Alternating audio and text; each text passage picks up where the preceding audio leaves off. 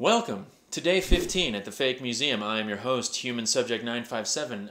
It looks like I've just about reached the halfway point in this stint, and I'm still here, physically anyway, and that's all that matters. Right, Captain Headley? Captain Headley protects me from all the bad things.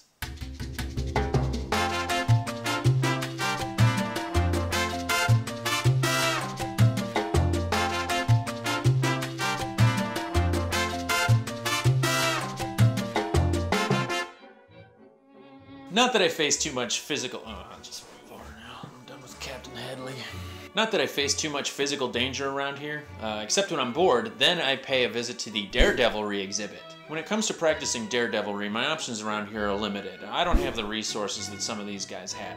Old-timey barnstormers like Pancho Barnes, Lincoln Beachy, and Clyde Pangborn all had biplanes at their disposals. Barnstorming had been around for years before it earned the name barnstorming. But when a group of aviators lands unannounced on your farm and informs you that they'll be putting on a crazy airplane stunt show this afternoon, well, that's what you call them, barnstormers. Barnstormers were pretty good friends with wing walkers like Tiny Brobrick, Fronty Nichols, and Spider Matlock. Wing walking obviously requires less explanation than barnstorming. Wing walkers are the psychotic knuckleheads who climb out of a plane while it's in flight and walk around on the wings. Together, the barnstormers and the wing walkers traveled the country calling themselves the Flying Circus, entertaining crowds who happened to live near farms until 1929, when safety regulations were put into place that limited how low you could fly to the ground and how not strapped to something you could be when walking around on a wing. It was then that barnstormers with nothing left to do, such as Hermann Göring, moved on to bigger and better things. And so began an era of parachutists. Now,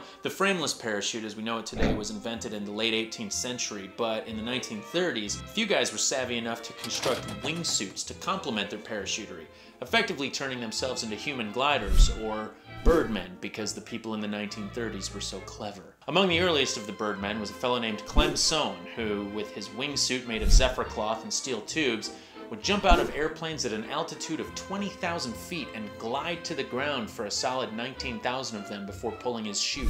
Only one man dared to copy Clem Sohn during that era, a guy named Floyd David, who plummeted to his death on his first try. In an ironic twist, it would be Clem Sohn who would successfully copy Floyd David when in 1937, at the age of 26, 100,000 spectators watched him frantically tug at his ripcord in deafening silence as both his chutes failed him. The torch was unofficially passed to Leo Valentin, Frenchman who adapted the gliding suit to use sturdier wooden wings instead of canvas. He proved to be way luckier.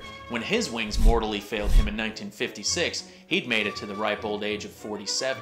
Parachutes and gliding might be pretty baller, but nothing says gangsta like going over Niagara Falls in a barrel. Beginning in 1901 with a 63-year-old schoolmarm claiming to be 43, over a dozen individuals have descended the falls, and almost that many live to tell the tale. Annie Edson Taylor, the aforementioned stretcher of truths, survived the inaugural plunge inside a barrel with a few pillows, an anvil, and her cat.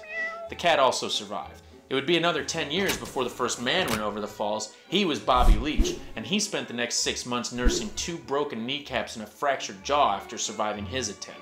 9 years after that, in 1920, Bobby Leach tried to convince Charles Stevens to test his barrel before taking a stab at it.